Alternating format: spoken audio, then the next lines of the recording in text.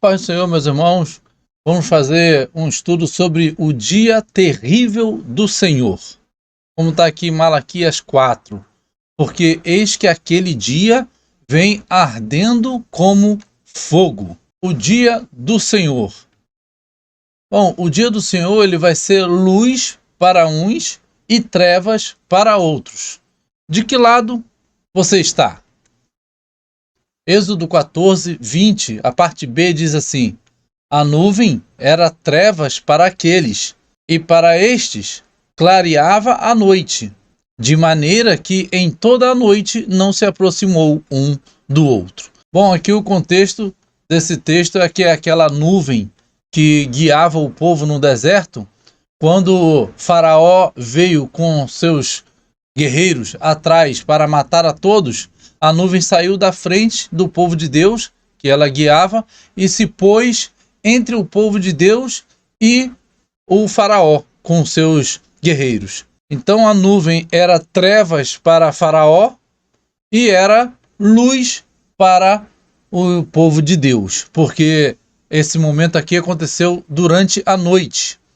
Então permaneceu noite para os que já estavam em trevas, que eram os egípcios, e a própria nuvem clareou o caminho para os hebreus atravessarem o Mar Vermelho. Então, o Senhor, ele é luz para os que estão na luz e é trevas para os que já estão em trevas. Dia de luz para os fiéis. Malaquias 4, versículos 2 e 3 diz assim: mas para vós, os que temeis o meu nome, nascerá o sol da justiça, e cura trará nas suas asas, e saireis e saltareis como bezerros da estrebaria, e pisareis os ímpios, porque se farão cinza debaixo das plantas de vossos pés, naquele dia que estou preparando, diz o Senhor dos Exércitos. Bom, aqui nesse texto de Malaquias, tem aqui uma distância grande, né, entre um versículo e o outro.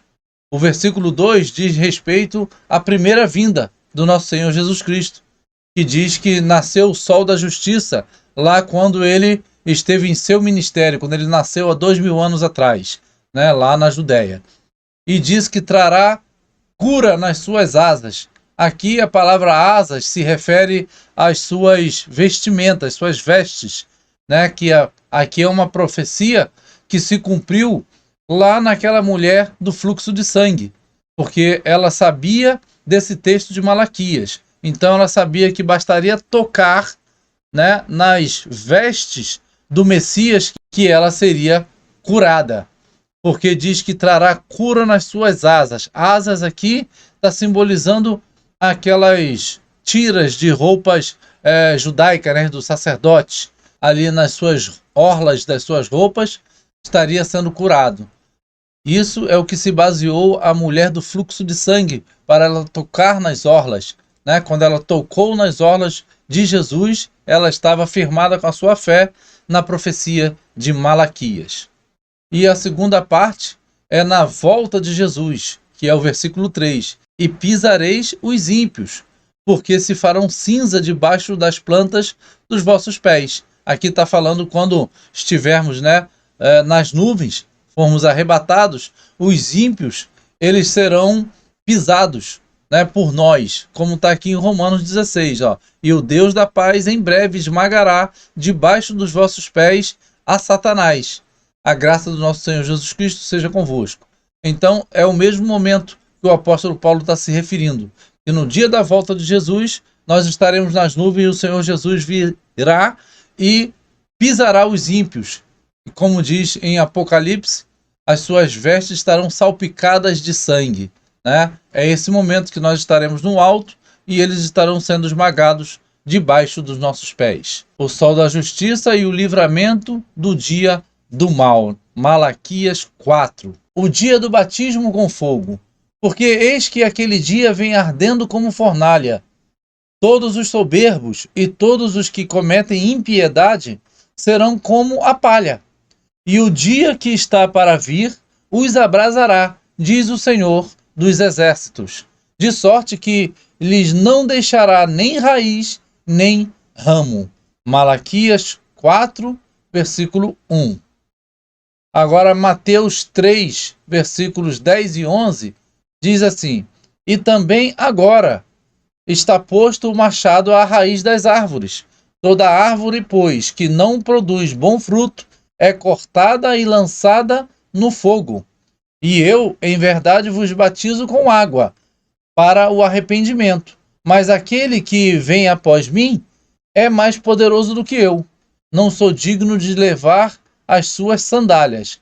Ele vos batizará com o Espírito Santo e com fogo.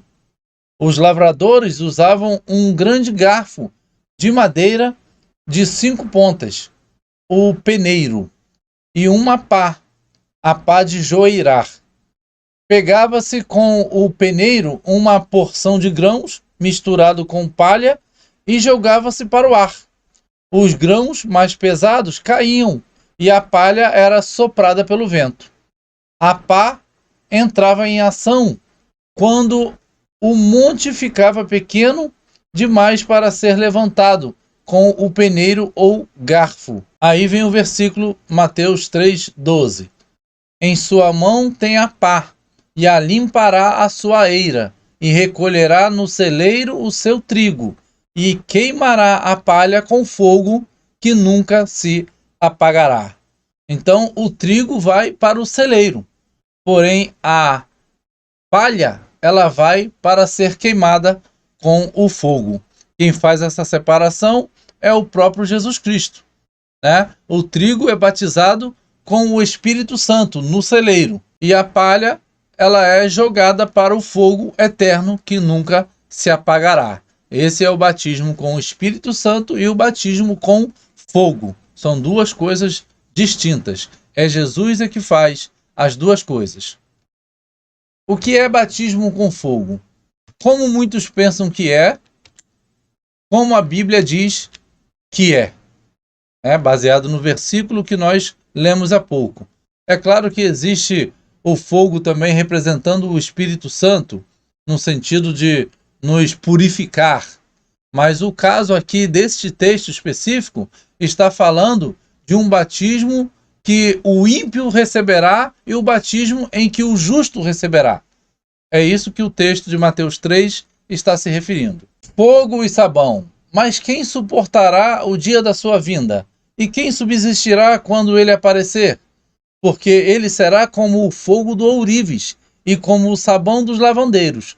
Malaquias 3:2 vai falar da vinda do nosso Senhor Jesus Cristo, que é para purificação e para lavagem, né? Para ficar limpo. Então, um é como um fogo para purificar e também como um sabão para limpar. Porque é vindo o grande dia da ira deles. E quem poderá subsistir? Aqui é a ira do Senhor, né? Deus e o Senhor Jesus Cristo. Então, purificação e limpeza do seu povo, que é o fogo purificador. Quem está limpo, limpe-se cada dia mais, como diz a palavra, né? E quem está sujo, suje-se cada dia mais. O filho que serve ao Senhor será poupado. Malaquias 3,17 vai dizer: e eles serão meus, diz o Senhor dos Exércitos. Naquele dia serão para mim joias, poupá-los-ei, como um homem poupa a seu filho que o serve. Então, podemos ficar com essa esperança que Deus vai nos poupar se permanecermos nele, né? Se somos filhos dele, ele nos poupará. Isso não significa que poupará necessariamente a nossa carne, mas poupará a nossa alma, o nosso espírito da segunda morte. O dia da assolação é o mesmo dia do Senhor, né? Já se ouve a gritaria da multidão sobre os montes, como a de muito povo, o som do rebuliço de reinos e de nações congregados. E ali o Armagedon, né? Quando Deus congregará nações contra Israel. O Senhor dos Exércitos passa em revista o exército de guerra. Já vem de uma terra remota. Desde a extremidade do céu, o Senhor e os instrumentos da sua indignação, para destruir toda aquela terra. Clamai, pois o dia do Senhor está perto. Vem do Todo-Poderoso como assolação. Isaías 13, do 4 ao 6. Dia de ira ardente. Isaías 13, do 7 ao 9 diz: portanto, todas as mãos se debilitarão, e o coração de todos os homens se desanimará. Assombrar-se-ão e apoderar-se-ão deles dores e ais, e se angustiarão, como a mulher com dores de parto. Cada um se espantará do seu próximo, os seus rostos serão rostos flamejantes. Eis que vem o dia do Senhor, horrendo, com furor e ira ardente, para pôr a terra em assolação e dela destruir os pecadores. Então veja que o dia da ira ardente virá, a ira ardente do Senhor Jesus, que virá irado, como diz Apocalipse 19, né? O Senhor está se enfurecendo à medida que os ímpios se tornam cada vez mais ímpios e se vão voltar contra o povo de Deus. Então aqui é uma destruição contra os pecadores. Dia de escuridão. Isaías 13, 10 a 13. Porque as estrelas dos céus e as suas constelações não darão a sua luz. O sol se escurecerá ao nascer, e a lua não resplandecerá com a sua luz. São os famosos sinais no céu, né? E visitarei sobre o mundo a maldade, e sobre os ímpios a sua iniquidade. E farei cessar a arrogância dos atrevidos, e abaterei a soberba dos tiranos. Deus sempre faz isso, né? Ele faz aquilo que o homem está fazendo de afronta, aquilo se torna contra o próprio homem.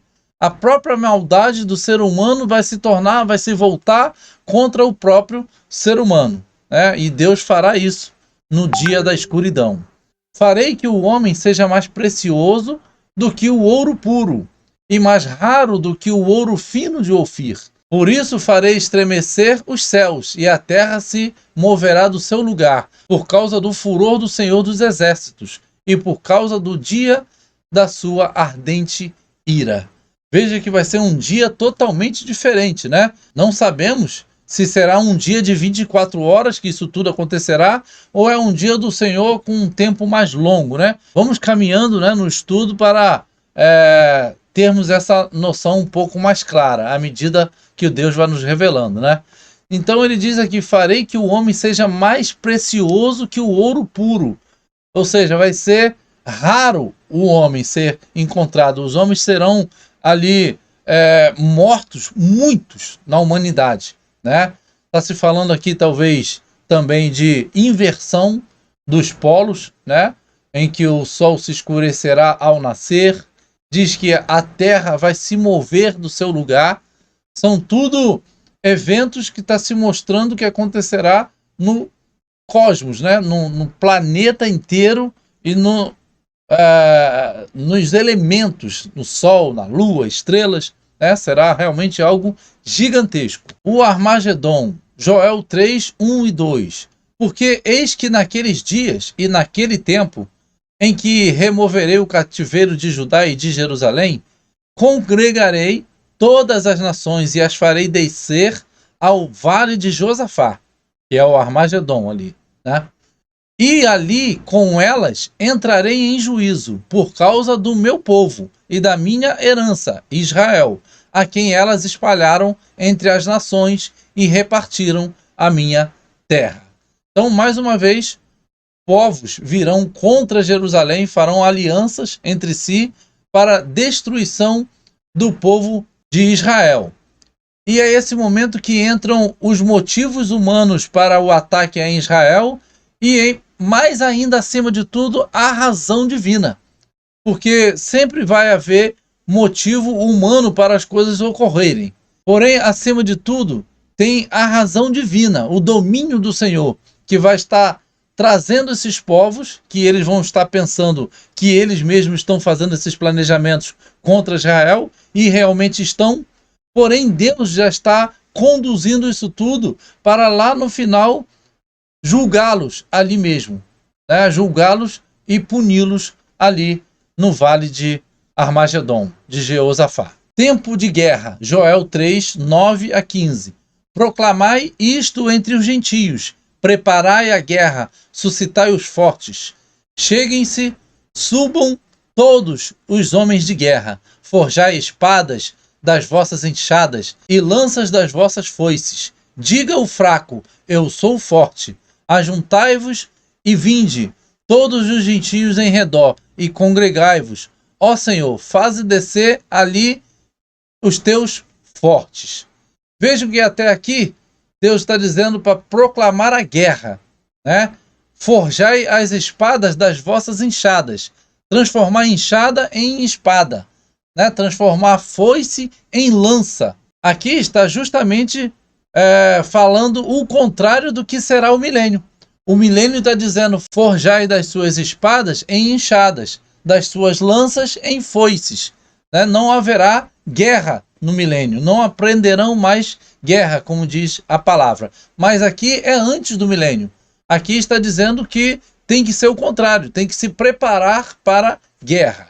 E aí ele continua: suscitem-se os gentios e subam ao vale de Jeosafá, pois ali me assentarei para julgar todos os gentios em redor. Armagedon. Lançai a foice, porque já está madura a seara. Vinde e descei, porque o lagar está cheio, e os vasos dos lagares transbordam, porque a sua malícia é grande. É a ira de Deus aqui, né? Lembra daquilo que falamos há pouco, sobre a questão das vestes de Jesus estar salpicadas de sangue? É esse momento em que a foice será lançada e será realmente dizimada uma grande parte da humanidade. Multidões, multidões no vale da decisão, porque o dia do Senhor está perto, no vale da decisão, que é o Armagedon. O sol e a lua se enegrecerão e as estrelas retirarão o seu resplendor. São um dos últimos sinais no céu para a volta de Jesus, como está lá em Mateus 24. O dia do Senhor está perto, Joel 2, 1 a 3. Tocai a trombeta em Sião e clamai em alta voz no meu santo monte. Tremam todos os moradores da terra, porque o dia do Senhor vem, já está perto. Então, esse anúncio aqui já tem muito mais de 2.300 anos, 2.400 anos. Porém, para Deus não se conta tempo. Então, por isso ele diz: o dia do Senhor vem, já está perto, já estou às portas. Porque Deus não conta tempo, né? Porém, estamos vendo que com o passar do tempo, a cada momento estamos vendo a volta de Jesus mais perto. Porque estamos vendo a sua palavra se cumprir em cada detalhe, no dia a dia de nossas vidas hoje, né? Dia de trevas e de escuridão, dia de nuvens e densas trevas, como a alva espalhada sobre os montes. Povo grande e poderoso, qual nunca houve desde o tempo antigo, nem depois dele haverá pelos anos adiante, de geração em geração. Veja que aqui está falando da grande tribulação, porque está acontecendo coisas que nunca aconteceu antes, no antigo tempo, e não acontecerá mais desse tempo para frente. Então, está se falando daquele tempo escolhido para um tempo único na humanidade, que é o tempo da grande tribulação. Diante dele, um fogo consome, e atrás dele uma chama abrasa. A terra diante dele é como o jardim do Éden, mas atrás dele um desolado deserto. Sim, nada lhe escapará. Então aqui está dizendo que o que está à frente desse dia está tudo ainda tranquilo. Mas quando esse dia chegar, e o que estiver para trás será como uma assolação. Ele consumirá como um fogo tudo. Então ainda hoje é como se nós estivéssemos num jardim. O tempo de hoje é como um jardim. Mas quando amanhã, por exemplo, acontecer o dia de grandes trevas, depois de amanhã será como o deserto desolado, totalmente contrário de um jardim, né? É algo de destruição total. É disso que está falando. O dia do Senhor é muito terrível. Joel 2, do 10 ao 11. Diante dele tremerá a terra, abalar-se-ão os céus, o sol e a lua se enegrecerão, e as estrelas retirarão o seu resplendor. E o Senhor levantará a sua voz diante do seu exército, porque muitíssimo grande é o seu arraial, porque poderoso é, executando a sua palavra, porque o dia do Senhor é grande e muito terrível, e quem o poderá suportar? Aqui nesse texto de Joel, quando ele diz: e o Senhor levantará a sua voz diante do seu exército, porque muitíssimo grande é o seu arraial, porque poderoso é, executando a sua palavra, não necessariamente a gente deve entender que é um povo que obedece a Deus, como se fosse um exército realmente obediente ao Senhor, mas talvez como Nabucodonosor foi quando Babilônia invadiu Jerusalém para destruir ali Jerusalém e levar cativo o seu povo para a Babilônia. Ali Deus estava chamando de meu servo, né, que vai executar a sua ordem, simplesmente, e não que seria um servo que estaria servindo a Deus de bom grado. Não, mas apenas estaria a serviço do Senhor, mesmo sem saber. Então, possivelmente aqui também esteja se referindo a isso, a um exército secular, digamos assim, de ímpios, mas que está a serviço do Senhor, sem saber. Estão executando a profecia do Senhor contra o seu povo e depois Deus o julgará, né, ali diante do vale de Jeosafá, de Jezreel, como diz a palavra. Então Deus trabalha dessa forma. Então é um olhar sobre Joel 2, 10 e 11. O derramar do Espírito. Joel 2, 28, 29 e 32 diz assim: e há de ser que, depois, derramarei o meu Espírito sobre toda a carne, e vossos filhos e vossas filhas profetizarão, e vossos velhos terão sonhos, e vossos jovens terão visões. E também sobre os servos e sobre as servas naqueles dias derramarei o meu Espírito. E há de ser que todo aquele que invocar o nome do Senhor será salvo, pois no Monte Sião e em Jerusalém estarão os que escaparem, como disse o Senhor, e entre os sobreviventes, aqueles que o Senhor chamar. Então aqui pode estar se referindo a dois tempos diferentes também. 28 e 29 pode estar se referindo a Atos 2, que Deus derramou ali o seu Espírito e vem derramando, né, ao longo dos anos. E aqui o versículo 32 está se falando já do fim dos tempos. Todo aquele que clamar e invocar o nome do Senhor será salvo, né? Porque lá no final dos tempos haverá uma grande dificuldade de clamar o nome do Senhor. E aquele que clamar aqui o nome do Senhor poderá ser morto, porque estará reinando tudo aquilo que é contra Deus. Então aquele que clamar o nome de Deus, do verdadeiro Deus, será salvo a sua alma, porém pode ser que perderá a sua vida. Porém, é muito mais válido salvar a nossa alma, ainda que percamos nossa vida, né? Nossa vida física aqui, o nosso corpo. Mas alguns, né, do povo do Senhor salvarão a sua própria alma e também o seu corpo. Estes são os que participarão do arrebatamento, estando eles ainda vivos. Prodígios no céu. Aí Joel 2, 30 a 32 diz: e mostrarei prodígios no céu e na terra, sangue e fogo, e colunas de fumaça. O sol se converterá em trevas e a lua em sangue, antes que venha o grande e terrível dia do Senhor. Joel fala da aparição de sinais em cima no céu e embaixo na terra, de sangue, fogo e colunas de fumaça, do sol convertendo-se em trevas e da lua tornando-se em sangue. Vejam que são grandes os mistérios aqui envolvidos, né, nesse texto, e grandes os sinais, os prodígios, né, que vão estar acontecendo. fala de sangue, fala de fogo, de coluna de fumaça, sol ficando em trevas. Realmente é algo terrível que será o grande dia do Senhor. O dia de densas trevas. Sofonias também vai falar isso no capítulo 1, versículos 14 a 16. O grande dia do Senhor está perto. Sim, está perto. E se apressa muito. Amarga é a voz do dia do Senhor. Clamará ali o poderoso.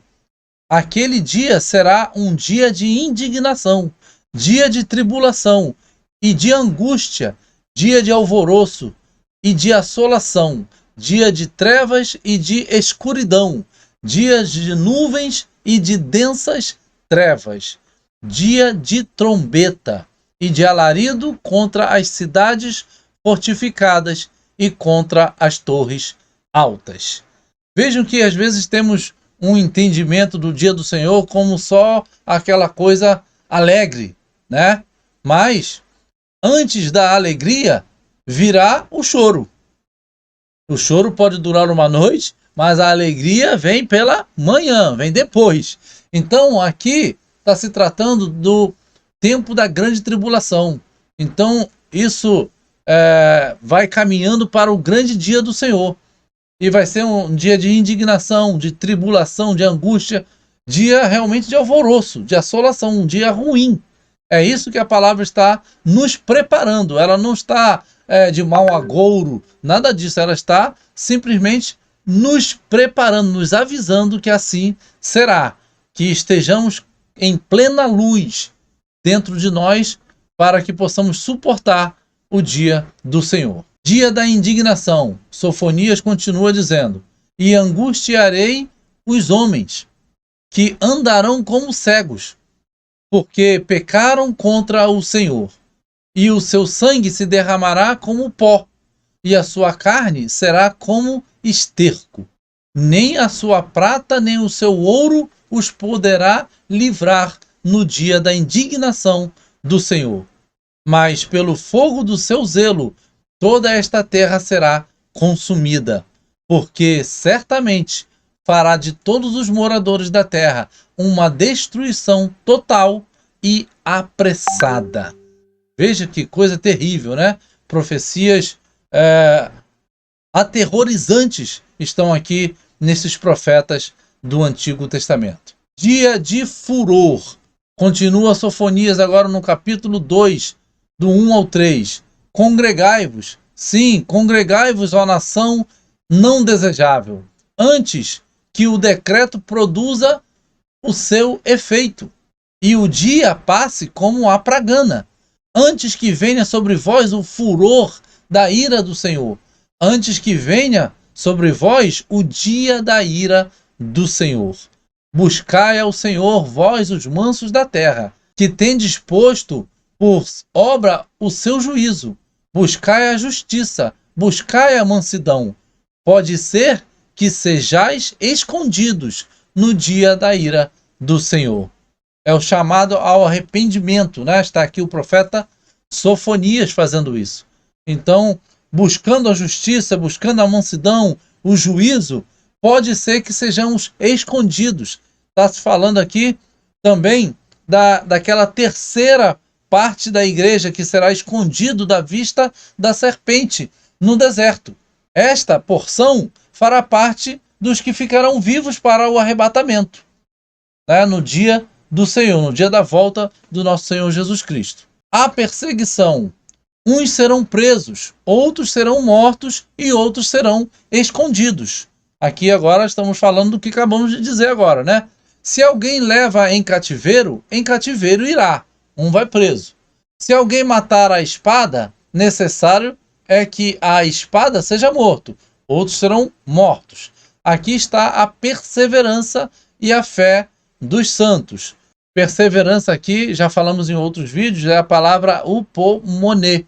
É uma junção de duas palavras que significa permanecer firme debaixo de pressão, né? Tal como Jesus permaneceu firme lá no Getsemane, quando foi pressionado, quando teve uma pressão horrível sobre ele, e ele até suou sangue por causa disso. porém ele perseverou, continuou aqui com a sua missão. É essa mesma perseverança que está dizendo aqui, a perseverança dos santos. Apocalipse 13, 10.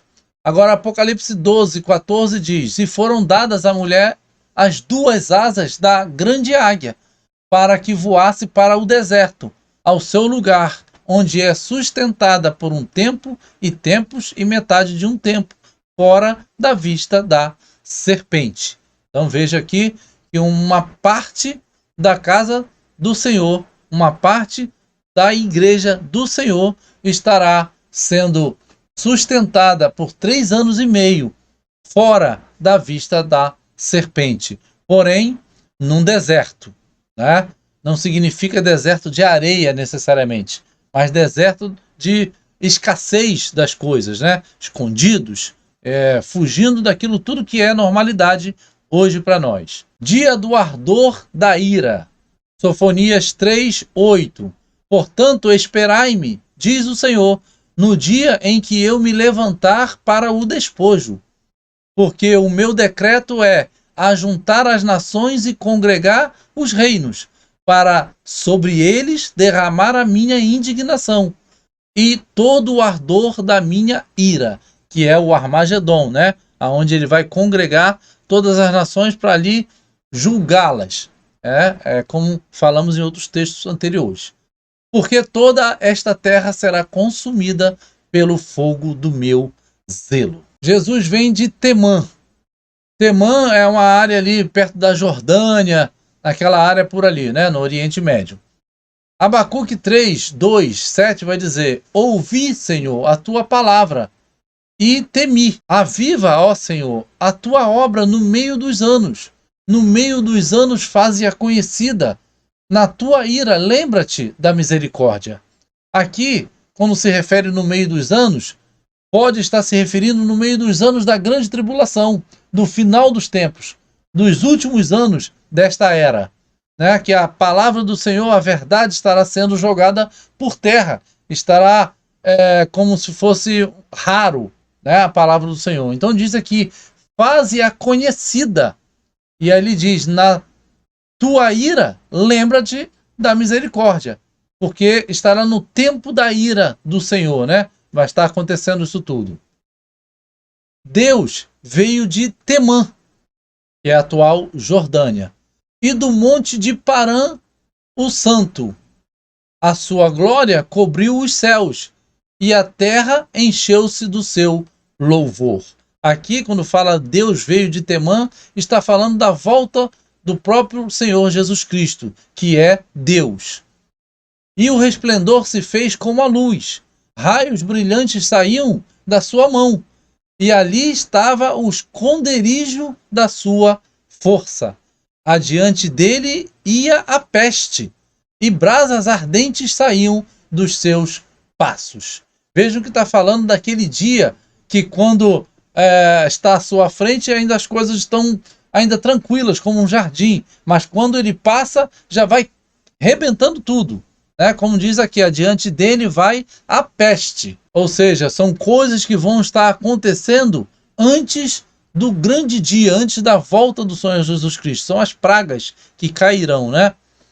Parou e mediu a terra, olhou e separou as nações, e os montes perpétuos foram esmiuçados, e os outeiros eternos se abateram, porque os caminhos eternos lhe pertencem. Aqui está falando de montes e outeiros, que é um monte menor, como reinos, né? Profecia, como falamos sempre, se trata de monte como reinos. Então, montes perpétuos foram esmiuçados, aqueles grandes montes que durante muitos anos, né? E outeiros eternos se abateram, reinos serão abatidos. E vi as tendas de Cusã em aflição, tremiam as cortinas da terra de Midian, na Arábia Saudita, né? Tudo apontando para o Oriente Médio. Dia que a terra tremerá. Abacuque 3, 10 a 14. Os montes te viram e tremeram. A inundação das águas passou. O abismo deu a sua voz. Levantou ao alto as suas mãos.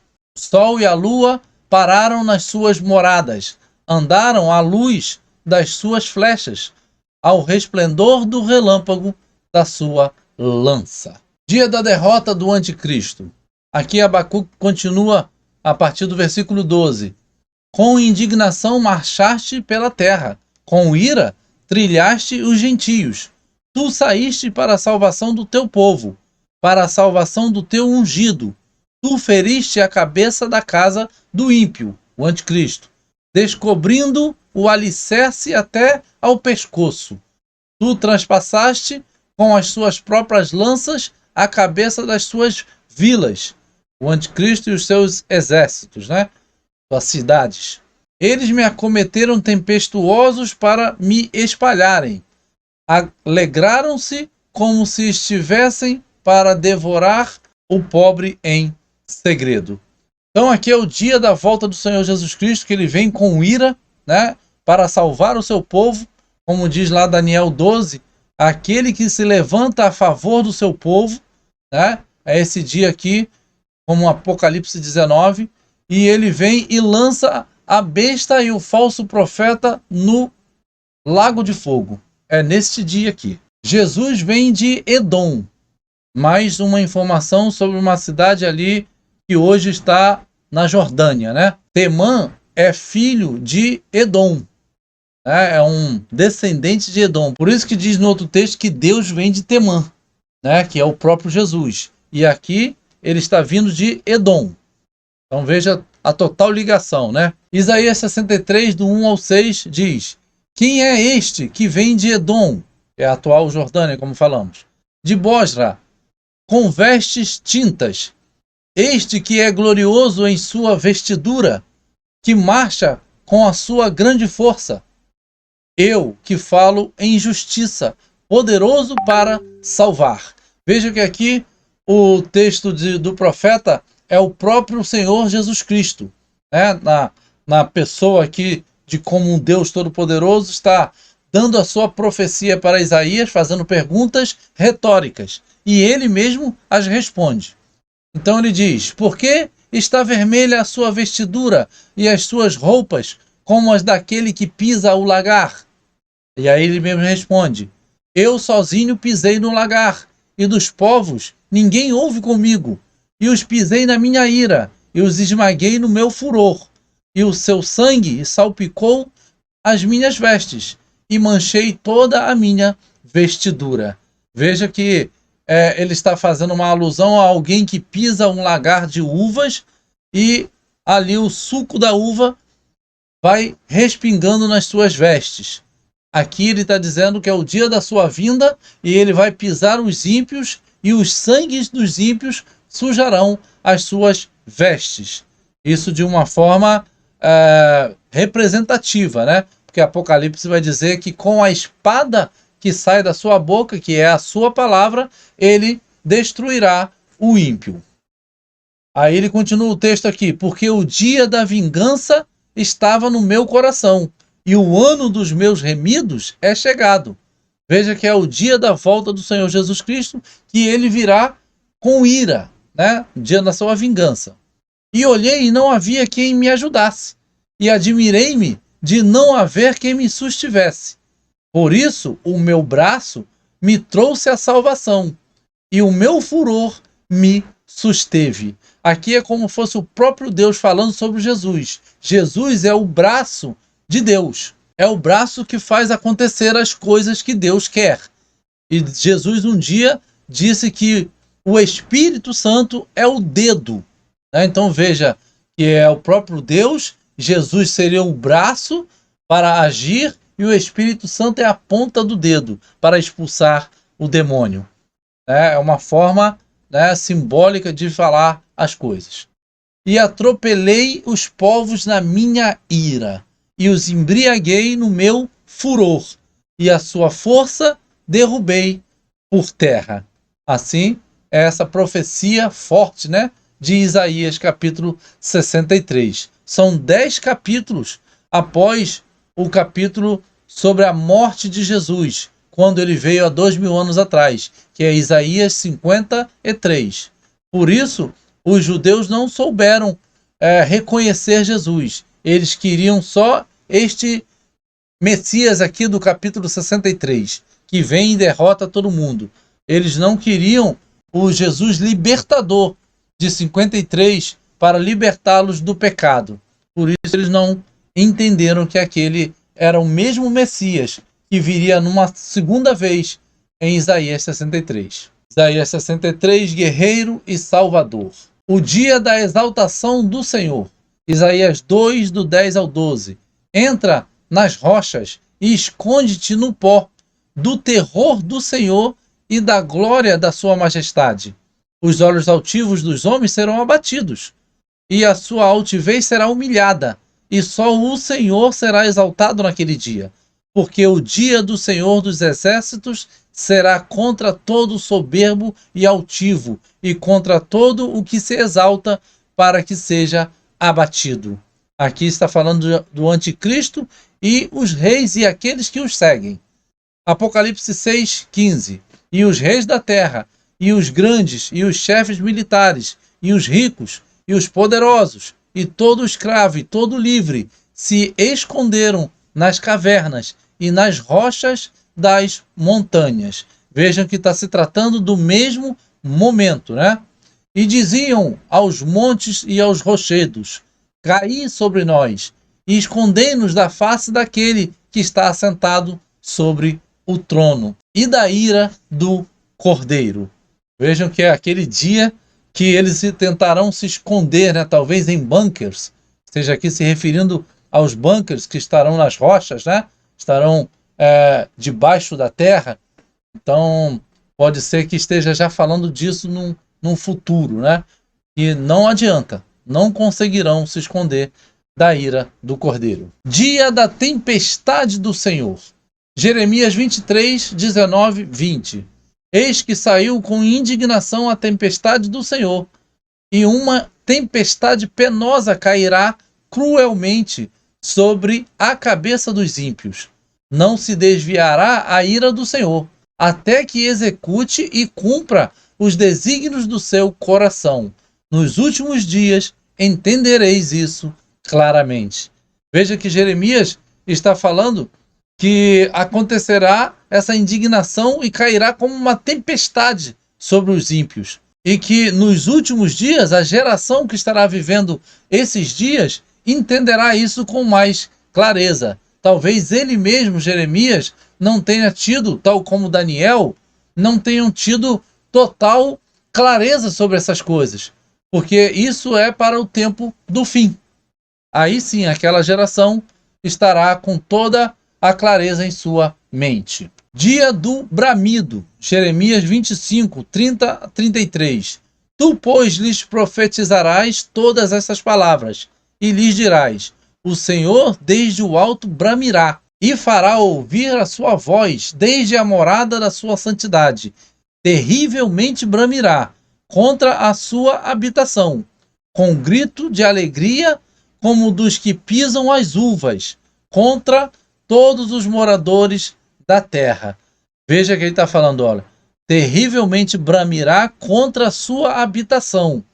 Está falando de habitação aqui no sentido tanto de Jerusalém, lá que estará sendo cercada, quanto também habitação de corpos, né, que teria que ser a habitação do Senhor, mas estão agindo de forma totalmente fora. E aí ele continua dizendo: como os que pisam as uvas, contra todos os moradores da terra. Chegará o estrondo até a extremidade da terra, porque o Senhor tem contenda com as nações. Entrará em juízo com toda a carne. Os ímpios entregará a espada, diz o Senhor. Assim diz o Senhor dos Exércitos: eis que o mal passa de nação para nação, e grande tormenta se levantará dos confins da terra.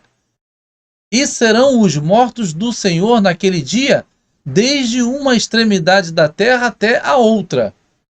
Não serão pranteados, nem recolhidos, nem sepultados, mas serão por esterco sobre a face da terra.